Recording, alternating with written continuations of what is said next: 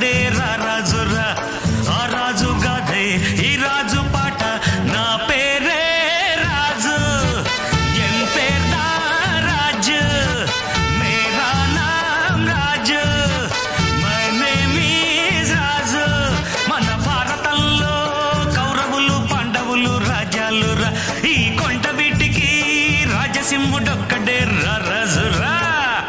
భాయ్యోं और बहनों, ఈ కొండవీడు వైభవాన్ని చూసి కన్ను కుట్టిన శత్రురాజు ధూమకేతు తన సైన్యంతో దండెత్తి వచ్చాడు.